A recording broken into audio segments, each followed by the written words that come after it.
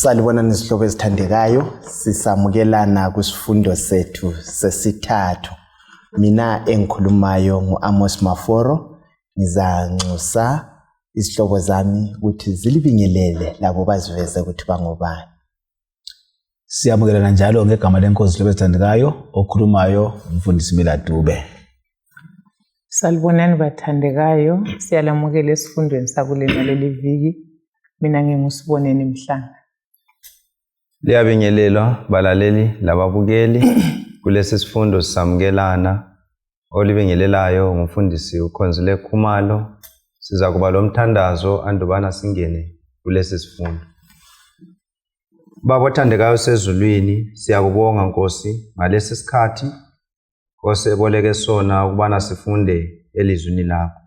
Sinxusa umoya wakho engcwele ukubana ube phakathi kwethu kusichasisela ukuze ngemva kwalesi sifundo sidumise igama lakho lapho sesizwisisile intando yakho. Sithungamele ukuze lesi sifundo siphume ngendlela othanda ukubana siphume ngayo, njalo injongo yaso ifezeke ezimpilweni zethu kanye lasezimpilweni zabalaleli nababukeli. Konke lokhu sikukhuleka ngethemba kwelihle igama lenkosi uJesu, siyakhuleka. Amen. Amen. Siyabonga mfundisi Khumalo for umthandazo. Zihlobo zami, sikusifundo sesithathu. Siqhubeka sikhangela ibhuku lesibili eBhayibhelini uExodus. Lapho kulezifundo eziningi esizifundayo ngohambo lwethu lokuya ekhaya ezulwini. Sikubeke kwacaca kumaviki adlule ukubana uhambo lolu lwabantwana bako-Israyeli lumele uhambo esilalo thina sisiya ekhaya ezulwini. Lapha abangena khona lathi uzananzelela ukuthi singena khona lapha. Kodwa thina sesile nhlanhla enhle kakhulu ukubana senelisa ukukhangela muva ukuthi bona banqoba njani. Lathi senelise ukunqoba. Kuleli viki sizake sikhangele isihloko esithi isiqalo esilukhuni. Isiqalo esilukhuni. Into elukhuni ngenjani kanti? Nxa kuthiwa into leyi ilukhuni, into enjani? Isikhathi esiningi kungaba lemizamo yokuthi wenze leyo nto kube lesifiso, kodwa kube lezi izinto ezikwenqabelayo. Ingqondo lesiloyiso kuyabe kufisa ngabe ngikwenzile, kodwa ukubambe wena ufisa ngabe yakwenza kuyabe kulukhuni. Kuyabe kulukhuni. Asonto elula nxa ngikuzwa kahle mfundi. So esiza kutsho amagama asetshenziswa lapho yaqala kaningi nxa ukhulisa kumele kube ngani kulula. Kodwa isiqalo iso sinjani bakithi? Siba lukhuni kaningi mfundisi Khumalo, isiphetho iso siba njani? Esiba lukhuni. Kunjalo ngohambo lwethu lokukholwa. Kule ngoma yayihlatshelwe ukubana inzima lindlela ngithi phela meve yahlaba nokhuquthanda ayilula.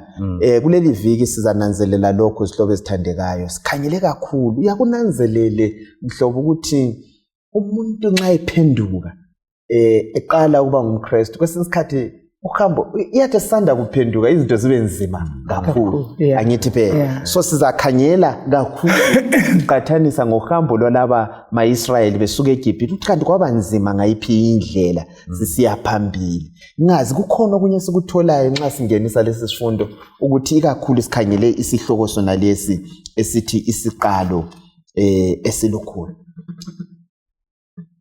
Ngisikhumana Njobana usukuvezile lapha ukuthi kwesinye isikhathi nxa umuntu ethi uzama ukwenza okulungileyo esesendleleni eqondileyo kodwa kube sokuvela okuzamdiscourage okuzayenza ukuthi abe sebona ngani lokade kuzama uphambanisile wenza iphutha. So yikho esikuthola kakhulu kulesi sifundo lapha ukuthi isiqalo lesi sasisiya ku direction enjani eqondileyo, kodwa sithola ke kusiba lobunzima ukuthi into le iqaliseke kahle. So kuyenzakala kanjalo empilweni. Angithi phela amaKristu amaningi acabanga ukuthi umuntu angakhetha uKristu sokumnandi. Angithi phela le mfundiso zesiKristu eziningi zisho njalo kwangani nxa ulobuhlungu ulobunzima kwangani awukhethanga uNkulunkulu weqiniso. Angithi kunjalo. Ufuna ukuthi lapho benithanda umzekeliso olethayo ukuthi ivangeli ligcweleyo kakhulu ngelokuthi wozani ngapha kuzalihambela. Ngithi sengifikile mbaleka ngayo emlilweni kade kungani futhi sengizisuse epanini ngazifaka emlilweni o direct. So isifundo lesi siletha khona lokho nxa ugebha phansi uqalisa nje inhlabathi ngani buthakathaka ibisisiba harder and harder as you go down.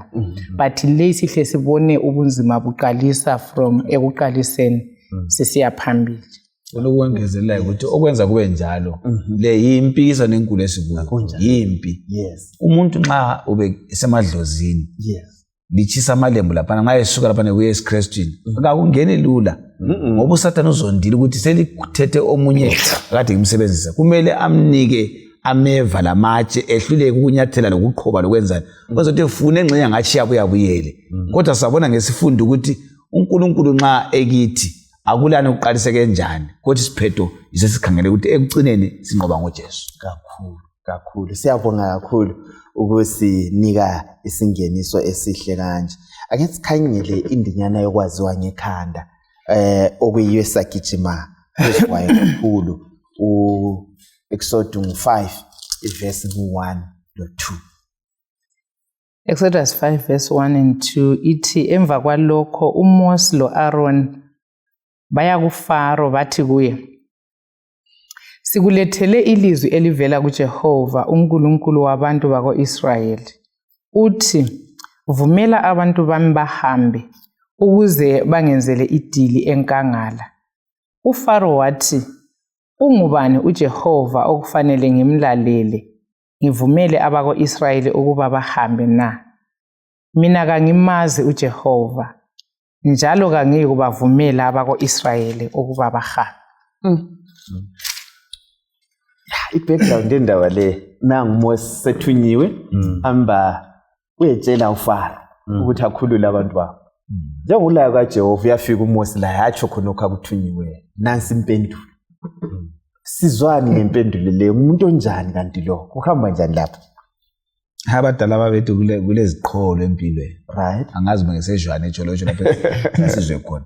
Ukuthi inkosi le uFaro ngaqala ngokuba sembusweni waqala waphila phakathi engabe sembusweni. Kunjani? Abamandulelayo wababona bekhuluma lalo uNkulunkulu lo. Ufika uJoseph lapha besenza izimanga uJoseph ejele ekhulula umlimo elokho emthuthukiswa wayekukhangele. Kodwa uNkulunkulu ke sesiza kuye lo osenguFaro lo abesefika kuye thina yekela abantu bami baphume bahamba.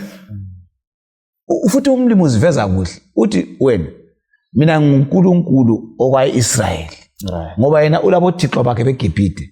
Ufuna ukubahlukanisa ukuthi hayi wena okhoza ayisikho mina ngulo owabantwana babo lapha bezohlala wawanika iGosheni yimi nguNkulunkulu wabo ngicela ubakhulule bahambe. Abesekhulume kathathu engazanga anike isikhathi ukuthi uMose amtshela ukuthi uNkulunkulu uthini. Uthina ungubani uNkulunkulu futhi angeke ngikhulule abantu ukuthi bahambe ngoba ngimazi asoze bakhulule. Indlela eveza ubuqholo lokudelela ukuthi Mose ongiyokuthumileyo uyakwana kimi la ngoba mina ngimkhulu kulalo okuthumileyo. Nansi indaba khoma. Umuntu onjani lo wayengamazi ngempela yini uNkulunkulu?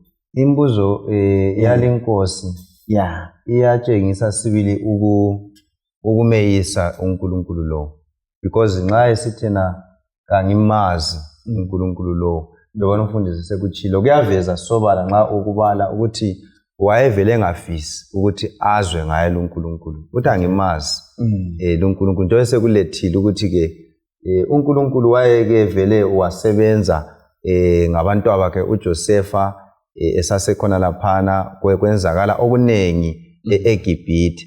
So nxa ezathi khona kangimazi lo uNkulunkulu wayesitshona. Lo mbuzo lwana ethi khona ngubani lo uNkulunkulu? So wayese challenger uNkulunkulu lo ngamanye amazwi yena ngokwakhe wayezizwa njengokuthi yena unguNkulunkulu. So sebuza ukuthi ngubani ke lo uNkulunkulu othi khona nginjani ngiyekele abantwana bakaIsrayeli banjani bahambe. So umbuzo lo sihlangana lawo kakhulu even nxa ubala iBhayibheli abantu abanengi be challenge uNkulunkulu busunanzelela ukuthi umuntu lo nxa ebuza ngalindlela kazenzi njengoba nekukhulumile umfundisi laphana ukuthi khona ke siphakathi kwempi enkulu iGreat Controversy so behind iGreat Controversy le kuhlukuluza abantu abamlimi nguSathane so uSathane nguye wafaka amazwi la kulundodo ukuthi who is this God ngubani lo uNkulunkulu so uzananzelela ivini ungakhangela nxa ulokhu bala iBhayibheli ungakhangela ivini uNebukadnezar laye futhi ngendlela efana nayo uNkulunkulu esevezile ngabantu abakha beseBhabhiloni ama-3 Hebrew boys ukuthi hayi akumelanga sikhothamele isithombe kulo uNkulunkulu omela khonzwe ezulwini uNebukadnezar uthi who is this God ngubani uNkulunkulu lo ozalikhulula esandleni sakhe so umbuzo wona lwana uyakuveza i-defiance ngibatsho njalo ngesikhiwa ukumeyisa lokumdelela uNkulunkulu yes ubuqholo obusezingeni eliphezulu kuyini esikutholayo kunye lapha mhlobo ikakhulu lapha umbuzo lethu ukuthi ungubani uNkulunkulu sike sikhangele indaba yena le yena uthi abantu ngabantu andinomuzo nikakaci uthi khulula abantu bambahamba so wala labantu bomnikazi phela Okay, maybe ngingakaphenduli ngicela ukuthi intalo khe ngufundayo ikakhulu sikhangela lokho inkulumo kaFaro iresponse kaFaro kulokhu Moses akuletha kuvela kuNkulunkulu isihloko sethu sithe isiqalo esilukhuni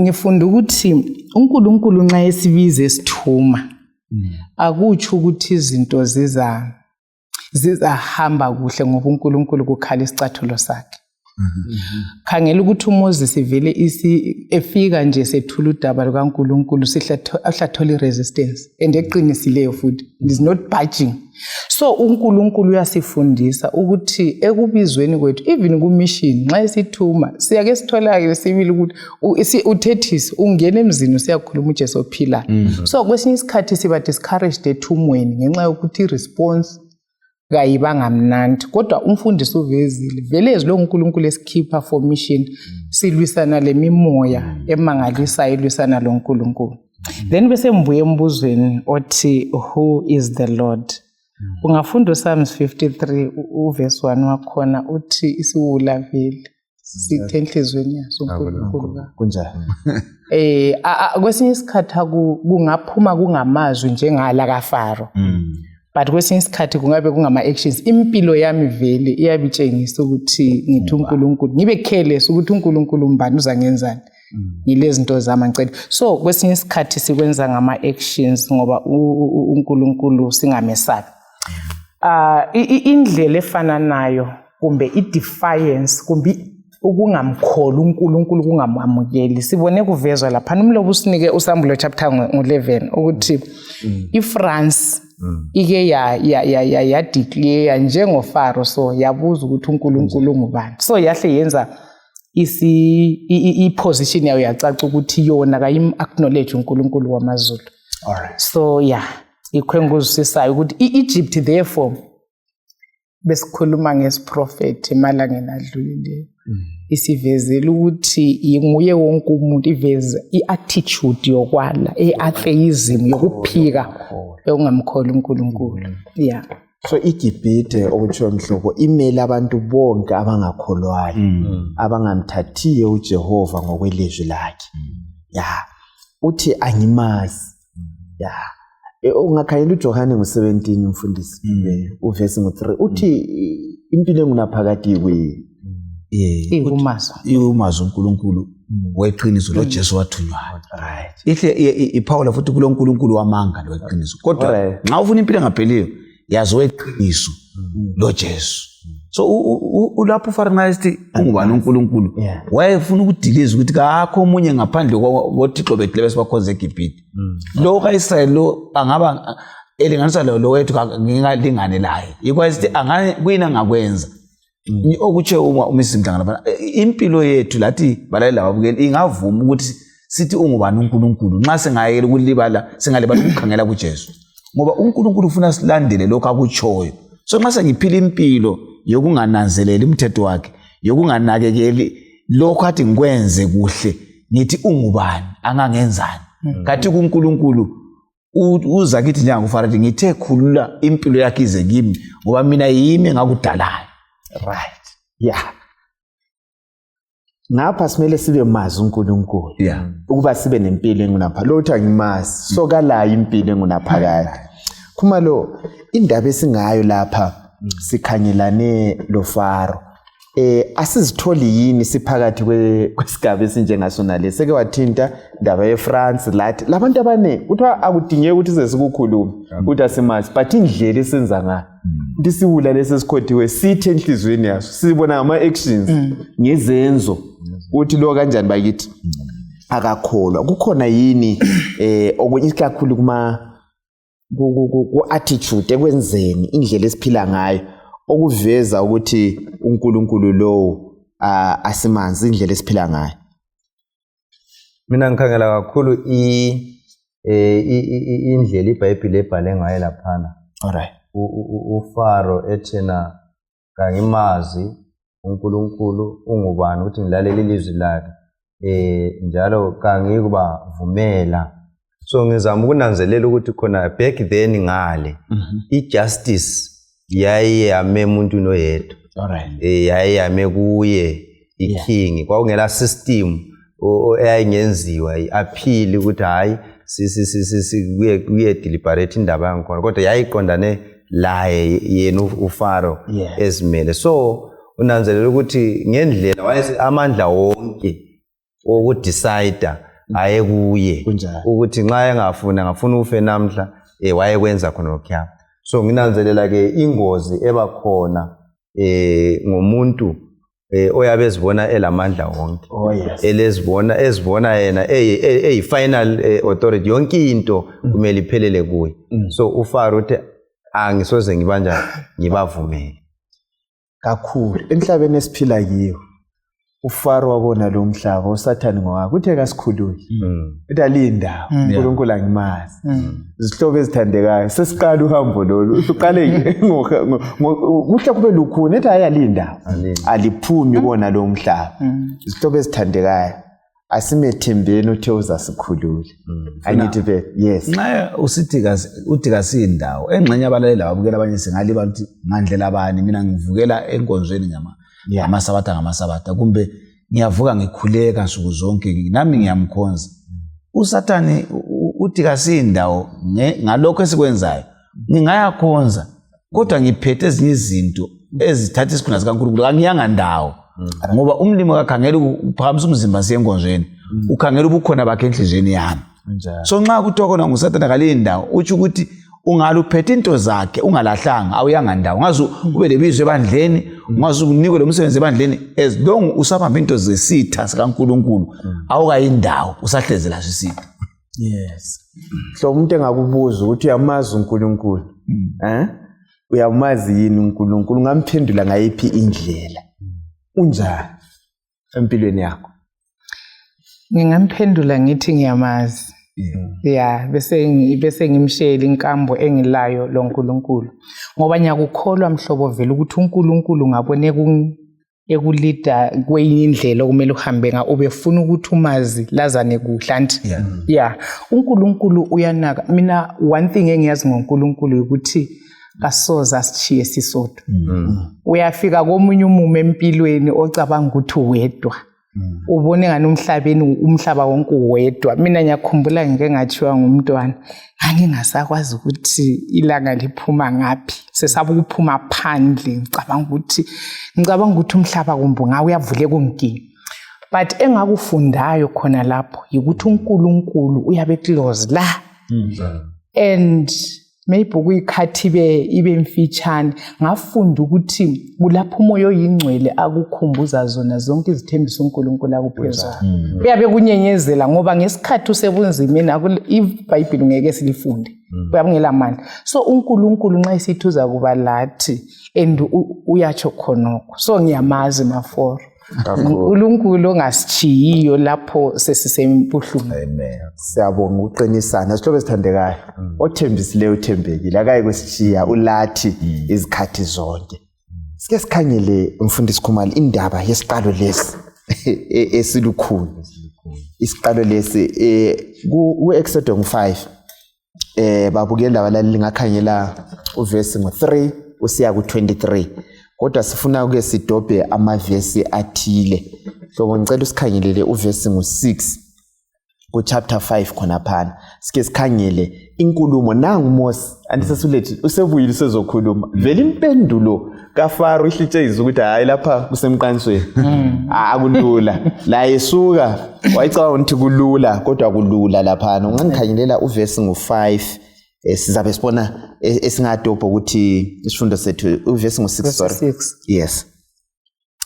Ngalelo langa uFaro wathumela leli lizwi kuzinduna zezigqili ezazisebenzisa abantu wathi lingabe lisabapha abantu utshani bokwenza izitina yekelani bayezidingela utshani babo kodwa lingehlisi inani lezitina okumele bazenze. Verse 7 I have read verse 7 sengifundile. Okay. Verse 8 kumele ukuthi bachaye inani lakudala bangamavila yikho besuka bakhale besithi kasihambeni siyenikelela uNkulunkulu wethu. Right. Lezi inkulumo lapha mfundisi wami. Ukuthi anti bafuna ukuyakhonza bathi ubuvila lowo. uMose lo Aaron sebebuyile bayacela nansi impendulo la. Kuyini esikutholayo lapha kumpendulo kaFaro? Nxa esekuphendule ethi hayi sesengeza mfundisi khona. Mina bengifuna ukuqalela lapho ukuthi le isiqalo lesi silikhuni sibili senzima. Yes. Ngoba abantu bona uMoses ebizwa ngoNkulunkulu wamnika isiqiniselo. Yes. Esokuthi hamba uye kubani koFaro. Ungabuya ku chapter 4 ngalo uzananza ukuthi uNkulunkulu uyamnika azamnikele lama miracles. Yes. Izimanga ukuthi hayi faka isandla sakho engutsheni yakho usikhiphe sesilobulephero sibisele induku yakho ibisele phansi uNkulunkulu umnika iziqiniselo zonke leziya ukuthi ilizwi lele ndikhulumileyo yikho kumele uye kukhuluma. Yes. Banxa efika lapha kuFaro la izinto ziba worse kakhulu ziba worse ngoba ngemva kokubana ke esisebefikile bakhuluma lapha uFaro ngalelo langa njengoba nefundile lapha that very day uFaro wathi khona kabangezelela umsebenzi kube lukhuni kakhulu njalo futhi bengasabancedisi ukubadingela istraw utshani bona bana ngomsebenzi kodwa expecta futhi ukuthi umsebenzi ungaphungula ngokuhamba kwabo nje awusathana ugangile uyomisa ethi sifuna ukubona yelena delete defiance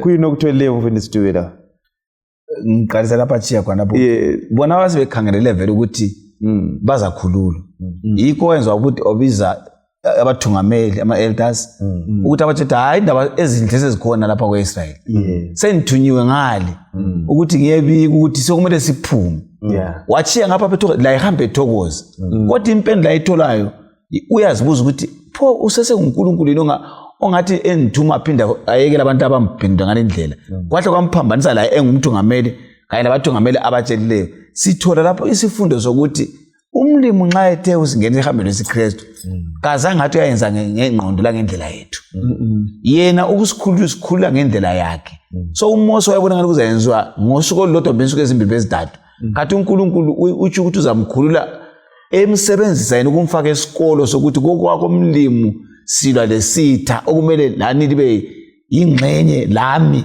siphambane lesitha ngimtshengisela ukuthi mina ngizendlala ubunga uNkulunkulu bami la ngamandla ami ukuze ngiyenqobe ekugcineni kumele sifunde ukuthi uNkulunkulu unqobile uzanqoba ngesikhathi sakho nesikhathi sethu thina. Yes, isikhathi sa uhlupho lwethu ukuthi siyafaka ezethu izikhathi akithi ngesikhathi esingaka kumele kube nje ngikhumbula elaya ukuthi abantwana sebekhalile uMose uyazala kuze kube after iminyaka engu-80 ebuya lapho seleminyaka engu-80 umlimi lokho kusesikhathini sikamlimi uzwile bekha. Yes. No mina ngifuna ukuthi ngikhumbula ukuthi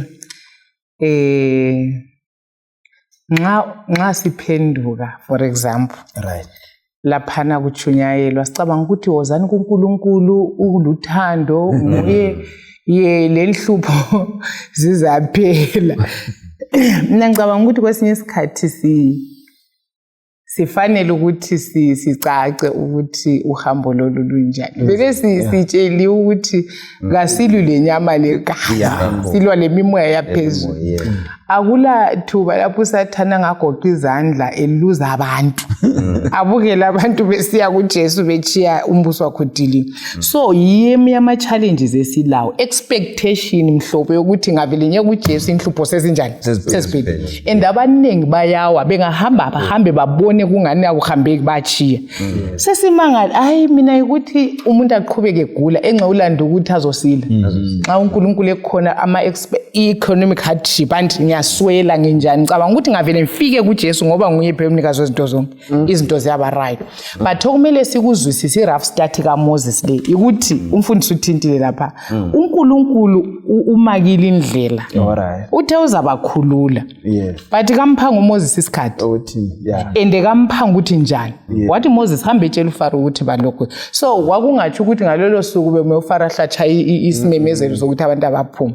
So uMoses mina ngubona kwi-greatest challenge maforo ukuthi ngaphi inkosi ihle yamcacela ukuthi zwana uNkulunkulu wakho lo vele amlaleli futhi angim-acknowledge futhi aliphumi ngapha ungafunda uverse ngu-20 lo 21 anti umfundisi ukhumala uthintile ukuthi sokulobugqilo sobungani kuba worse abasaphiwa uqala bebephiwa utshani kade ezakuzela utshani kodwa izitina kufanele inambingeli ubunzima buba bunengi khangela nxa isefika kuma elders kuthiwe kuverse ngu-20 uverse ngu-20 lo 21 laphana kuthiwa basebesithi uNkulunkulu kalikhangele alahluleli ngama-leaders ka-Israyeli sekhuluma lo Moses lo Aaron ukuthi lina yini eseliletha ubunzima lobo ko-Israyeli. So ngibabona nje bephakathi kwelitshe lembokodo but uNkulunkulu umbizile kukanganani i-situation kaMoses ya discourage vele. It's a rough start ukuthi even his own people ababevele bethokozile ngoba kuthiwe ezoletha imessage ukuthi sebekhululwa bathaba bamukela bakholwa but sebephinda becomplain especially the leaders. So yeah ikakhulu ku verse 21 umbalelo 21 no uverse 21 mana ngimfunde uthi basebesithi uNkulunkulu kalikhangele alahlulele selenze ukuthi senyanyeke kuFaro la kuziphatha amandla zakhe lafaka inkemba ezandleni zabo ukuba basibulale.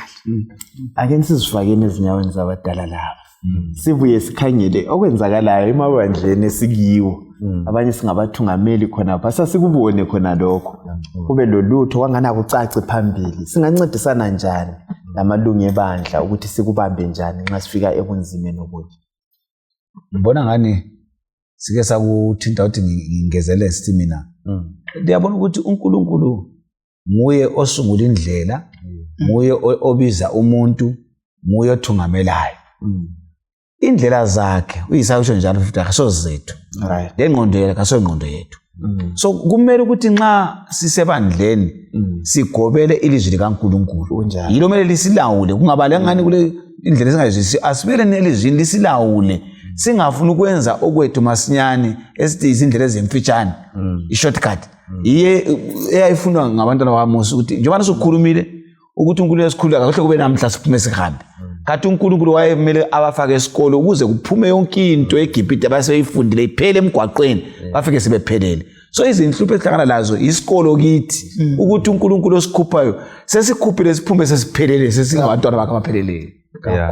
Ongezela khonapho ukuthi impilo actually uNkulunkulu asibizela kukho impilo yesiKristu ukuthi sithwale isiphambano simlandele. uJesu wakukhuluma wakuphinda ukuthi lo ozangilandela kathwale yini isiphambano sakhe anjani angilandele. So nxa uNkulunkulu esibiza ikakhulu engufunda lapha ngesifundo lesi la kubalaleli ikakhulu nxa sikhangela abathungameli emabandleni kumele bakuzwisise impilo yesiKristu kayicheleli through and through hayi ngoba sikukhulumile sisempini.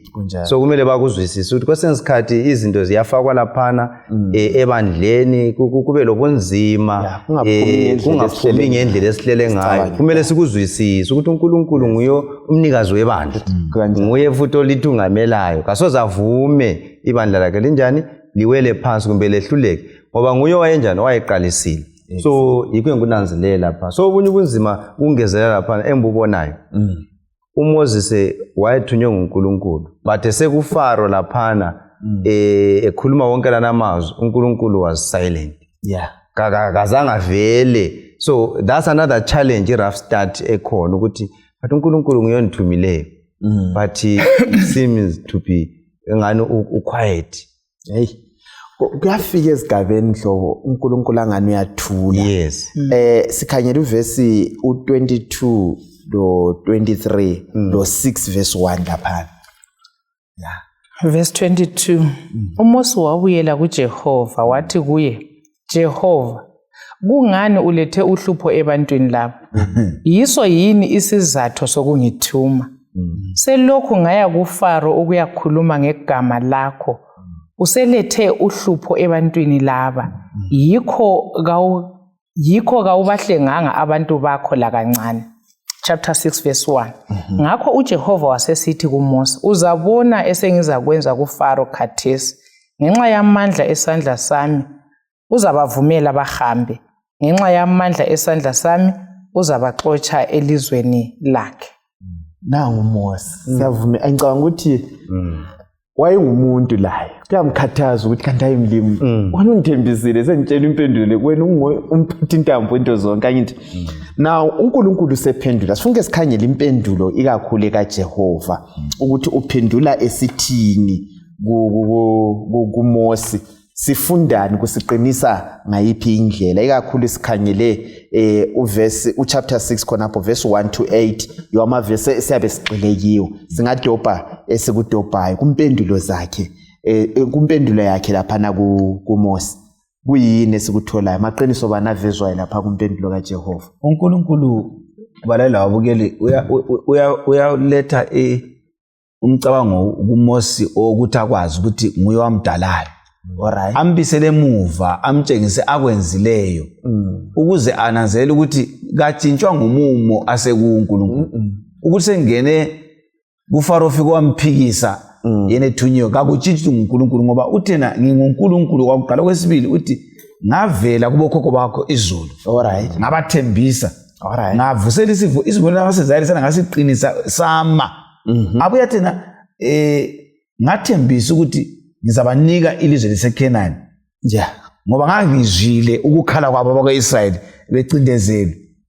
Ngakhumbula isivumelwano lesi ukuthi kumele ngisigcwalise. uNkulunkulu ke nxa sihlangana lempikiswano enkulu emva kumlandela kumbusana ukubhaphathizwa, kumbuse emtshadweni wakho usanda ukuchata, kumbuse ekukholweni.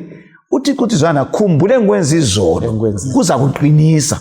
Ungaboni uhlupho ubusuba noNkulunkulu senqotshela uhlupho. Kodwa uNkulunkulu wayizolo lamdala kusasa katshintshi iBhayibheli itsho njalo.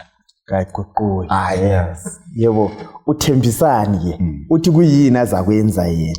Sasikhumbuzile izolo uthi ngizwile ukukhala kwenu. Yimi owesithembiso engathi othembisile uthembekile. Ngaphambanisi usithembisani lapha na mhlo. uNkulunkulu la engikubonayo kulabo ayabaningi lapho uNkulunkulu eveza ukuthi indaba yokukhululwa kwaIsrayeli sesandleni sakhe fully nguye ophethe intambo. And vele maforo uthi I will bring you out. Alright. Mina ngibona vele weakness yoluntu yazi sinjani yikho uMoses ethe khona uNkulunkulu yikho yini awusho lo ngoba uluntu uNkulunkulu angafaka isithembiso loba kungela sikhathi thina sesizifakela isikhathi ukuthi ngalesi sikhathi kumele kube sokwenzakala lo. Khangela uMoses ebuyela ukuya complaina kuNkulunkulu endabe semconclude ukuthi awubakhululanga. uNkulunkulu sehlulekile yini mafo but watch yakwazi ukuthi mina mfisa ukufunda enye into ukuthi uNkulunkulu nguyophethe watch yezehlakalo zonke. Khangela ukuthi uJesu wathenjiswa nini seed of a woman Genesis 3:15. Khangela 4,000 years abantu sebeze bakhohlwa bebadela Israel waphuma wangena wahlanhlatha but uGalatians 4:4 uthi isikhathi sathi sesijayi esikabani mbani ophethe watch yikho kumele sikufunde njengamaKristu ukuthi bakithi uNkulunkulu angafaka isithembiso phansi thina kasibambeni singaze sithathe isikhathi esinganani siyakwenzakala kuphela so uNkulunkulu uthi mina ngizalikhipha lapha mina ngizalikhulula ebugqilini mina ngizalihlenga mina ngizalithatha libe ngabantu bami mina ngizakulinika ilizwe lesithembiso anti uhlaqale amuphe vele imbali yesithembiso asenza kubo khokho ukuthi zwana Moses into leyayiqalisi kuwe angiyikhulumi namuhla indala kumele Moses ube kwazi ukuthi lolo lutho luzacwaliseka so okwakudingakala ukuthi uMoses avume isikhathi silawulwe uNkulunkulu indaba ukungezela khonapho maforo so engikuzwisisayo ukuthi uNkulunkulu uzasincedisa ngoba nxa ngikhangela lapha iprocess leyi uNkulunkulu wayedila lo Moses at the same time edila lo Israel ngoba andibona ukuthi wayefisa ukuthi uMoses azwisise indlela yena asebenza ngayo uNkulunkulu uqala at the same time laba la anti basebe complaina kubani kuMoses kwakumele bafunde ipatience kwakumele bafunde indlela kaNkulunkulu ngoba kathesi uNkulunkulu nxa semendalela so kumele ukuthi aye bavezela isithembiso leso ukuthi hayi isithembiso sami bayasazi ngizasigcwalisa so uNkulunkulu ayefuna ukuthi abancedise bona njengabantu bakhe kanti at the same time uNkulunkulu encedisa ubani umthungameli so ngibona ngani indlela uNkulunkulu aza sincedisa ngayo so kumele sivume ukuthi uNkulunkulu ahambe lathi ku process yona lela nxa ingaba rough indlela yangikhona kodwa sivume uNkulunkulu asithungameli njengoba nekhulume ngesikhathi in every situation kubalalela babukele uNkulunkulu uyabe kuthatha nge-step by step kumumo wonke umuntu abedlula kuwo kunjalo izihlobo zami ake nisifunde ukuthobela intando kaJehova ngibona futhi anti amaGibhithe futhi la ayidalwe ngumlimi uyawafundisa khona pha intshumayelo futhi kwaba ukuthi hayi lina uNkulunkulu yedwa ukhona yibapha abanye imfundiso idube sibatholayo abalingiswa lapha eBhayibhelini abake bakhala kuJehova sokunzima sokunje ukuthi hayi mlimo kanti engasazwisisi okwenzakala bambalwa ngiqale ngomuca okhulunywa ngumlobi lapho wesifundo othena uNkulunkulu nguyisubject empilweni yokukholwa thina singama recipient onguye indikimba yendaba endabeni yokukholwa uThixo thina singabamukelayo so kasikuvumeni ke uJobe wakubona la wafika lapha akhala khona wazi wathi ngifuna ukufaka umlimo esitikini umlimo wasethi wawukhona yini Jobe wena ngisenza amaqanda amanzi wawukhona wathi wabona into engangisakwani la umlimo asingeke sime laye wasafela wathi ukuthi 73 bhala ihubo leka David ndana uthi hayi mina mphose ngachinto zokukhola lezi sembona ukuthi ababi nxa bakhangele bayachachama bayaphumelela into zabo zikhamba ukuthi ngaze ngisethempeni ukuthi isiphetho sabo umlimo ufuna ukusiveze lapho ukuthi banenge abakhalile izolo kodwa uNkulunkulu katshintshanga ukhala kwabo wabasiza la lapha esikhona balela babukela sifunde nini ukuthi nguye oqala indima yokukholwa uNkulunkulu nguye ohamba lathi kule ndima nguyozaphetha lathi futhi esinekusindiso umfundisi ngikhumbuze into nxa ikhuluma ngenkulumo kaJobe lapha ukuthi wawungaphi mina ngifunda ukuthi kuthi ukuthi ekwamukeleni intando kaNkulunkulu isenzakala empilweni zethu whether kubuhlungu kumbe kunjani asithembeni ukuthi kulokunye okubehind scenes vele singakwazi uNkulunkulu akusebenzayo yazi khangela even iEgypt uIsrael kakakhululwa ngesizathu sane yakhumbule tshelo Abraham wathi inkomithi yama-Amori labantu abangale labo balomusa kumele lapha liyangena khona isikhathi so there is a lot eyabe involved even behind scenes okumele ukuthi iaccomplishwe mina ngisesitikini senhlupho lapha uNkulunkulu is too wise to err kakhulu obhala itsho njalo so indlela ngaziqansi ibe lenyembezi kufiwe kube buhlungu uNkulunkulu ezilonge thungamela asiyiweleni iJordan lanxa iwile kakhulu singabamzwisisa ukuthi uNkulunkulu nguye olawula izenzakalo zomhlaba wonke uphethe intambo. Sike sikhangele lapha indaba eku-Exodus 6 cela usibalela amavesi la u9 to 13 sikhangele sidobhe izifundo esizitholayo lapha nxa sifika ebunzimeni. Verse 9. uMose wabika lokhu kwabako-Israyeli kodwa kabazange bamlalele ngenxa yokudangala kwabo lobugqili obulochuku. uJehova wasesithi kuMose, hamba uyetshela uFaro inkosi yaseGibhithe ukuthi avumele abako-Israyeli baphume elizweni lakhe. Kodwa uMose wathi kuJehova, nxa abako-Israyeli bengangilaleli, kuyini okungenza ukuthi uFaro angilalele njengoba ngikhuluma ngegagasa? Verse 18. uJehova wakhuluma loMose lo-Aaron mayelana labako-Israyeli loFaro inkosi yaseGibhithe, wabalaya ukuthi bavumele abantu bako-Israyeli ukuthi baphume eGibhithe. Nansi indaba lapha abafundisi bami. Kuyini esikufundayo kumavesi la ikakhulu nxa ufika ezikhathini ezinzima lalabo bathungamelayo bakhona abasalale abasakhona kanti enzima njengani but umele ubanikeze indlela mfundisi. Mina ngithathekiswa ukuthi ekuqaliseni amavesi awafundileyo ngesikhathi uNkulunkulu ekhuluma loMose ngesithembiso uNkulunkulu kaAbrahama isithembiso lesi ngasikhuluma emuva ngezinye indlela uNkulunkulu wayemreassure again uMoses.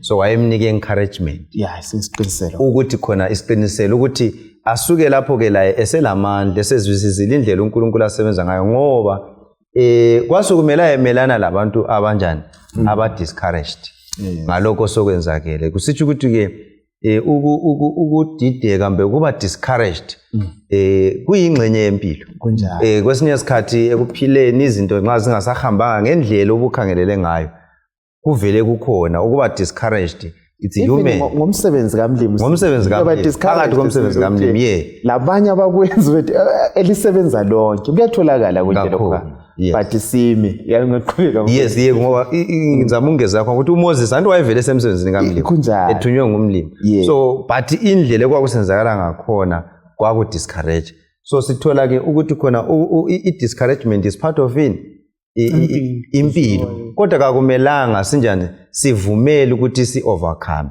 ngoba engikufunda lapha ukuthi ukuba discouraged khona kahle kahle ikakhulu ke nxa kufanele uye kuJehova kuyabe kuyindlela yokwenza ukaSathane ukuthi khona awufake umumu benzima ngoba nxa esewufakile umumu benzima ngaleyo ndlela kuza kwenza ukuthi ugcine ungaboni ubuhle bukaNkulunkulu. Yinjongo kabani kaSathane ukuthi ube discouraged. Wakuzama ke uSathane khona ukuthi akufake even kuJesu. uJesu eseGetsemane wayenza ukuthi abafundi balale uJesu abuyela ethi khona lingeli linde lami yini ihola libe linye kodwa abantu ayebakhulekela babelele benganabanaki. So it was a way uSathane ukuthi anjani a discourage uJesu ngekwenza kwabafundi. Siyabonga ukuthi uNkulunkulu wamqinisa ngoba kwakumele ayinathe inkomijo yona leya. Mina vele ngifisa ukufunda something khona lapho ngifundise ukukhuluma ukuthi uNkulunkulu usithembisile yini uhambo losmooth. Kazange asithembise. Yikho sithi kuJohn 16:33 into lezi ngizikhulumile emhlabeni lo lizakuhlo but lina maninisini even uAsaph uthi yena kuPsalm 73 wathi ekhangela umumo wezinto lezi ehlakalwa wabona ngani hayi kungakhonza umlimi kungcono labana kuyabahambela lathi siyafika emumweni enjalo umkhonza umlimi umthanda but uthola ukuthi uyaswela uyagula uyanja into azihambi. Kulento engiyithandayo ukuthi oPetro labo babuza at one point bese ndimeni oPetro behambela uJesu babuza bathi I think Matthew 19 babuza ukuthi thina sishiye konke madoda sezazuzani kuthiwa uJesu waphendula wathi linelilandele I think verse 27 Matthew 19:27 or 28 ithi linelichileyo landela when the Son of Man shall sit on his throne liza kubusa kanyela. So thina isiqiniselo esilaso yi safe landing ukuthi lapha esiphethweni kuzasilungela so kwethu ukuthi siqhubeke simthemba uNkulunkulu. Mina okunye engikuthandayo i-comfort lesiqiniselo umlimi asinika sona. Afundo Isaiah 43 awumlilo akutsho ukuthi uzawubypass kuthwele zaquma phakathi kwemlilo ngama-trials izinto ezisilimazayo ezibuhlungu but isithembiso esibe laso yikuthi ngizakuba lani even lo Mose ethunywa vele ngizakuba lawo hamba lathi uthumo lwethu hambani lezi zizwe zibe isithembiso esisiphiwe sisibambayo yikuthi uNkulunkulu uthe ngizakuba lani. Right, isithembiso lesi esokuthi ngilani sasingani sikhulunywa ebandleni lonke kumbe kusizwe sonke but it's a personal one. Umlimi uthi Dube ngilawe lobuquma emlilweni ngilawe emanzini ngilawe uNkulunkulu kasishiyi ulathi njengoma leyana ithi lasemanzini ngemvura moya uNkulunkulu ulathi izihlobo ezithandekayo lo esimkhonzayo akayisuye sike sakuthinta kuvike edlule ukuthi kayisuye lwana odala yabukele ekhachana ulathi ungakhalelwe eKsodus 6 verse 7 kulesithembiso esinjalo ukuthi uJesu ulathi as individuals. Sike sikhangele indaba kaNkulunkulu elawula ezimpilweni zethu kuthi sokunzima kanje uMose wayekhala uthi hayi mlimi anti uthe bizwa lapha nakhumalo uqala ngokuletha izaba nakwanisa ukukhuluma kunje wasesenzela izimanga zonke lezaba emqinisa uNkulunkulu zafike kusigaba sokuletha isolution ukuthi hayi eqeda inkani zikaMose. Mose kwakungalula uthi ngathi ezafika ebucineni sokunzima ethi hayi mlimi vele ngangikhulumile uthi lo muntu njani womikhanda. Ngicela sikhangele lapha mhlobo wami uExodus 6 verse 28. Okay, verse 28. Ngesikhathi uJehova ekhuluma lo Mose eGibhithe wathi kuye nginguJehova tshela uFaro inkosi yaseGibhithe yonke into engikutshela yona. Kodwa uMose wathi kuJehova njengoba ngikhuluma ngigagasa kambe kuyini okungenza ukuthi uFaro azihluphe ngokungilalela. uJehova wasesithi kuMose khangela sengikwenze waba nguNkulunkulu kuFaro njalo umfowenu uAaron uza kuba ngumprofeti wakho uzakhuluma konke engizakulaya khona njalo umfowenu uAaron uzatshela uFaro ukuthi avumele abako-Israyeli ukuba basuke elizweni lakhe. Siyabonga mhlobo wami. Ngicela sikhangele lama verse usukele ku verse 28 uye ku chapter 7 verse 7 thina siza kuma kulawo ingxoxo yethu lapha mfundisi Dube uNkulunkulu uphendula njani ukwala kwaMose lokho kumbe izaba zikaMose. Ngiyabona uThixo eziveza ngendlela ephakemeke kakhulu. Okwakuqala ngibona uNkulunkulu eziveza kuMose njengoYahweh. Right. uThixo olesenza zasenza ngalo umuma bakuwo uNkulunkulu oletha kuMose ukuthi asibe lenkambo personal relationship eseduze ngoba ukuze umbonto nguThixo sengusondeza kimi ubona ukuthi ngizakwenzani abe seveza futhi ufuna ukungena kubudlelwano besivumelana kwenza izolo labantu bakaIsrael lalaba abakhuluma la kuMose ukuthi unguNkulunkulu onjani abe semtshela ukuthi wena ukuze ubone ukuthi uhambo lolo ngizaliphumelelisa njengoba abantu yagagaza sengithatha uNkulunkulu wami ufake kuwe wona ususiba nguNkulunkulu right ubuprofeti lobo sembunika umfowenu umfowenu uzabe profita wena ube nguNkulunkulu nxa ufika kuFaro so nxa wena usima kuFaro ubona mina ekhangele wena ngibona ukuphakanyiswa kuThixo okuphakemeye emfunda khona ukuthi uNkulunkulu bazana nosihloniphe kangaka kakhulu ukuthi afaka ubuThixo bakhe kithi amadimoni ajojoba ngayisikhangele asimbongeni uThixo ngoba usikhethile wasibiza kulolu hambo ukuthi asisebenzise ukuze abanengi bambone uNkulunkulu ngathi nxa sigobela intando yakhe kakhulu lamandla sibili uNkulunkulu uyakuqeda ingane ukuthi izababane silazo kaningi vele silezaba ngelisi lokho uNkulunkulu kuyini esijayele ukukuzwa kumbe esijayele ukunanzelela ikakhulu emsebenzini mfundisi wami. Yes siyakuthola ikakhulu nxa umuntu esesaba ngoba okubangela khona lokho yifiye kunjalo kakhulu ukuthi hayi ngxenye soze ngenelise kuningi kuba khona kosikhathi okunye yebo kuba yibuvila nje ubuvila umuntu ahlathi hayi angeke ngenelise engazange vele wazama so but uNkulunkulu nxa yabe kuthumile sithola lapho uNkulunkulu okemlandelela uMoses ngoba ekwazi ukuthi indaba vele kayamanga kuye uMoses indaba ikubani ikuye uNkulunkulu so uyam-empower abe sesithi hayi ke wena ke suzaba nguNkulunkulu kubani kuFaro then sengikudingela ongiyozabe khuluma ozaba ngumprofeti ozaba ngumlomo wakho kubani kuFaro kakhulu yazi ungikhumbuza okunye engeke ngunanzelela emabandleni sibhoda la yakunanzelela ukuthi mhlobo abantu abafundisayo ama-teachers lawo ezikolweni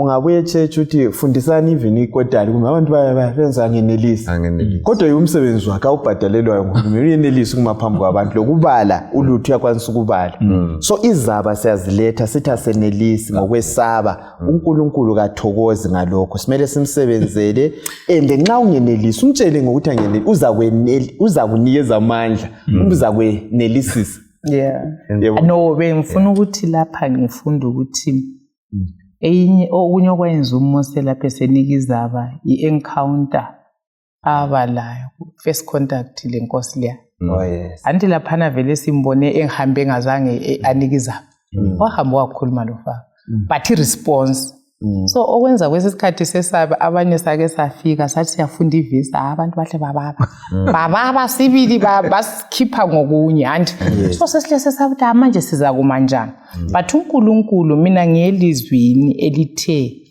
ngiza kuba lana kuze kube sekupheleni kwesikhathi ngithe mfunda icommentary ka Matthew chapter 28 yalani yo2 emission ithi uNkulunkulu nxa esithi uzaba lathi uthi thina singafika uzakhuluma through thina kunjani yikho ayekutshela uMose la ukuthi uzakhuluma lo Faro yena so uNkulunkulu asambenini bazalwane singesabi akulandaba ukuthi umunjani kodwa uNkulunkulu uthembisa ukuba lathi umoya oyingcwele uzafaka ilizwi emlonyeni yethu futhi uzathinta izinhliziyo esifanele sikhulume lazo khonapho ngifuna ukugcwalisa khonapho ukuthi bengikukhangela nje ngu-analyze ukuthi kwesinye isikhathi uNkulunkulu nxa esithuma okunye kasithumi lo daba olulula hayi ngoba ngu-analyzile ukuthi but this thing was not easy sibili ngoba into abona ukuthi nxa wena usiyatshela uFaro ukuthi yena khipha abantu labana i-labor force economy yayibanjwe wena uthi ususitona uyabakhipha uzama ukuthini ngoba yikudiliza isizwe abantu abangenisa ukudla abangenisa imali besebenza besenza this and that so ngikutholile khona lokho ukuthi uNkulunkulu noma esithuma mhlawumbe okunye siyabe sikhangela imagnitude yani yakho nokho eyomsebenzi umlimi abe sinike wona udaba lona ngokwalo kodwa ke engikuthanda kakhulu ukuthi uNkulunkulu nxa ukhangela vele indlela ebem-addressa ngayo ke uNkulunkulu belokho etshintshe nxa esemthuma lapho uthi aqala athi ngiyinkosi abe sesithi yena hamba ke uye kuFaro ngiyinkosi so khona lokho kodwa kumele sikuzwisise ukuthi hayi ukuthi engathi I am the Lord ngamanye yimi ngiyi-control I'm in charge ungesabi la nxa udaba lolo engikunika lona lolu daba lonjani olunzima ngiyinkosi I'm in charge yimi emphethe intaba kakhulu isihlobo esithandekayo babukeli labalaleli singesabi asimeni isibindi osithumileyo nguye ozawuqedisa umsebenzi nalo kaze akathuma umuntu engamnikezanga amandla okufeza umsebenzi lo Mfundisi Dube akungikhangelele uPatriarchs and Prophets upage ngo257 usiya ku265 unsummarize ukuthi sikhuluma ngani lapha nxa siphetha sona lesi sifundo sifica uNkulunkulu esivezela ukuthi inkosi yeGibhithe yayi ibone isandla sayo sokusebenzisa ukuthi singaphuma siciniwe sithi uIsrael ulobuvila yikho sefuna ukuyakhonza uNkulunkulu usebenzisa khona ukuthi ivala ukuzwila izwi likaMlimi hayi mina ngibona besezibuvila abantu laba leskimu sokuthi bambalekele ukuthi umlimi ukhuluma nami asoze ngikuzwe so ngizabanika umsebenzi onzima ukuze bangaphumi bese lapho bakhona ngoba balusizo kuye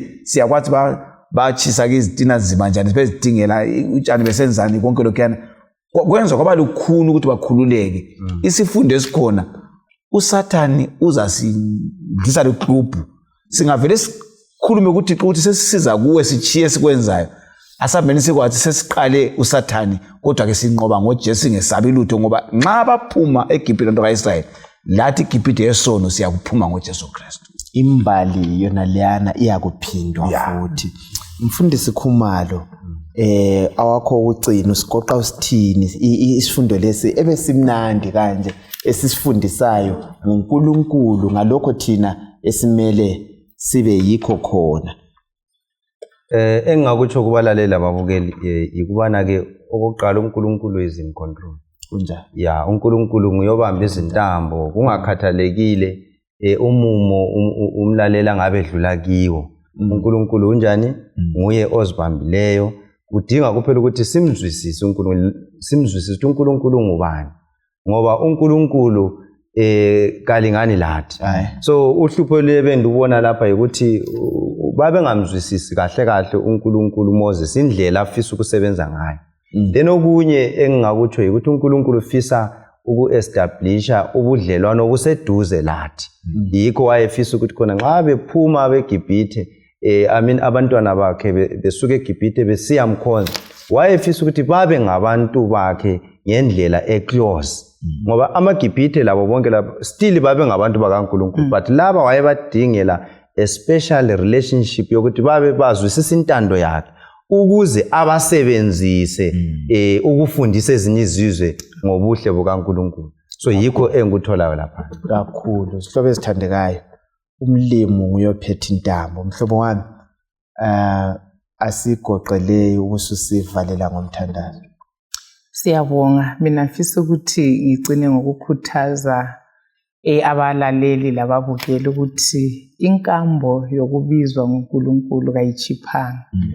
Ngoba kasilwi le lutho esilubona ngamehlo, silwa le mimoya yaphezulu lamandla omnyama.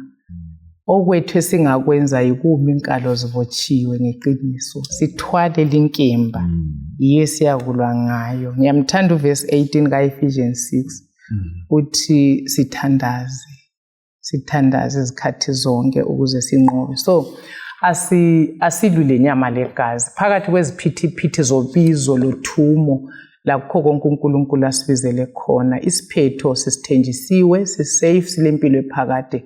Asimamukelenini uNkulunkulu. Kungaze kungabi mnandi namuhla, ikusasa lethu uNkulunkulu uthe lizaba lihle kakhulu. Asicimezenini sikhulekenini. Baba wethu oyingcwele okuthandekayo okhona ekhaya ezulwini, siyabonga ngasona lesi sifundo. Sicela usifundise into eyodwa, ukukuthatha elizwini lokukuthemba, susukuthandabuza lokwethuswa yikuduma kwezinto ezisihanqileyo. Vuma siyeyame engalweni yakho elamandla okusikhulula lokusilwela. Ubizo lwakho lungcwele, lukhulu, lufanele ukuthi siluthobele, silusabele. Imission osibizele yona vuma siyifeze ngesibindi ngoba konke ukwenzile futhi uthembisa ukuba lathi kuze kube sekupheleni. Sicela amandla aphindiweyo awukusebenzela masinyane uJesu esiza sonke sibe khona ebukhosini. NgoJesu siyabonga. Amen. Amen.